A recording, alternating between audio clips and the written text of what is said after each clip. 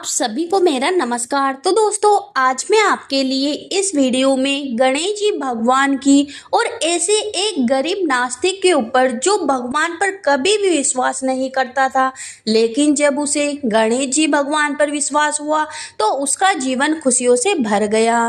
तो प्रेम से बोलिए गणेश जी भगवान की जय हो। दोस्तों, बहुत समय पहले की बात है। एक गांव नगर में एक राजा रहता था। उसके राज्य में सभी नागरिक सुखपूर्वक और शांति के साथ रहते थे। अब राजा को अपनी प्रजा को लेकर कोई चिंता नहीं थी, इसलिए एक दिन उन्होंने मन में शिकार करने का योजना बनाई। अगले दिन राजा अपने कुछ भरोसेमंद सैनिकों के साथ जंगल में रवाना हुए। वन में घूमने के उपरांत राजा को बहुत जोरों की प्यास लग रही थी।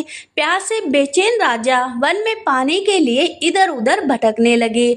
अचानक उन्हें एक छोटी सी झोपड़ी दिखाई देती है। राजा उस झोपड़ी के निकट पहुंचता है।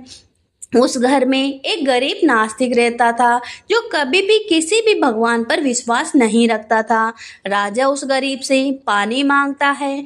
गरीब आदमी राजा को पानी पिला देता है। प्यास मिटने के बाद राजा उस गरीब से कहते हैं कि आज तुमने मेरी जान बचाई है। तुम्हें कभी भी कुछ भी चाहिए हो तो तुम मेरे राजमहल आना और कुछ भी मांग लेना, मैं तुम्हें कभी मना नहीं करूँगा। राजा ने कहा, पर मैं तुम्हें पहचानूंगा कैसे मित्र?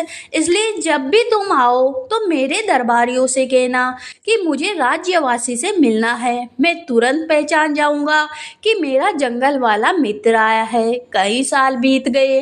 गरीब की एक लड़की थी जो विवाह के योग्य हो चुकी थी। अब उसे अपनी बेटी की विवाह के लिए धन की आवश्यकता थी। वह जब किसी से भी धन मांगता तो लोग उसकी मदद करने से मना कर देते।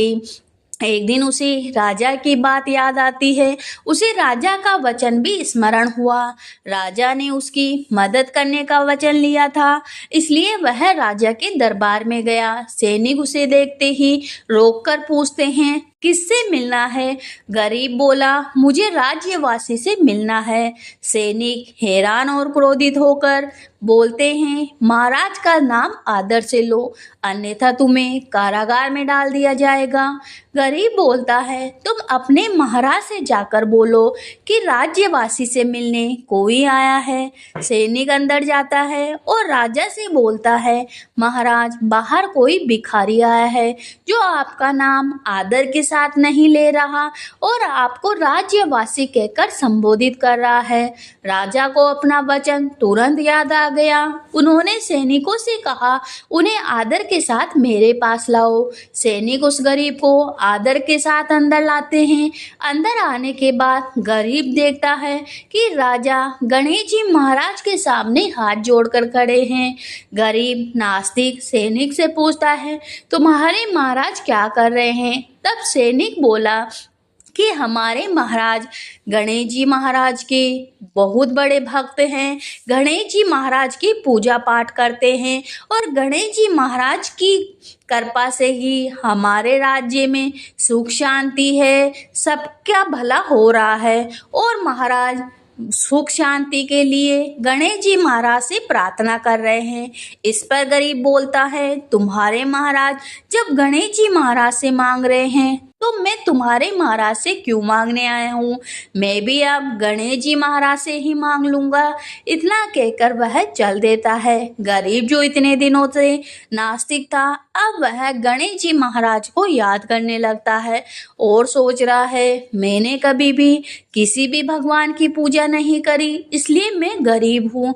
और फिर वह गणेश जी महाराज के मंदिरों में घूमने लगता है। वापस आते वक्त वह थक जाता है और निराश मन के साथ बैठ जाता है। गणेश जी महाराज उसकी परीक्षा लेने के लिए एक व्यापारी के बेस में जो बहुत भारी सामान के साथ आते हैं और बोलते हैं, भाई मैं बहुत थक गया हूँ, क्या तुम मेरा सामान मेरे घर तक ले जाने में मेरी मदद करोगे क्या? गरीब थका हुआ होने के बावजूद भी उस व्यापारी का सामान उसके घर तक पहुँचाता है। गणेश जी महाराज उसके सच्चे और सरल स्वभाव को देखकर अति प्रसन्न होते हैं और उसे एक पोटली उपहार के रूप में देते हैं। गरीब पोटली लेकर घर आता है और घर आने के बाद वह पोटली खोलकर देखता है। उसमें बहुत सारे सोने के सिक्के थे। फिर क्या था, गरीब अपनी बेटी की शादी बड़े धूमधाम के साथ करता है और इस प्रकार गरीब धरती पर सुखों को भोगता है और अंत में उसे स्वर्ग की प्राप्ति होती है। हे गणेश जी महाराज, जैसे उस गरीब को आपने श्रद्धा जताई, वैसे ही अपने सभी भक्तों पर कृपा बनाए रखना। कहानी सुनने वाले, हुकारा भरने वाले सभी की मनोकामना पूरी करना, सभी पे अपना आशीर्वाद बनाए रखना। तो प्रेम से बोलिए गणेश जी भगवान की जय हो।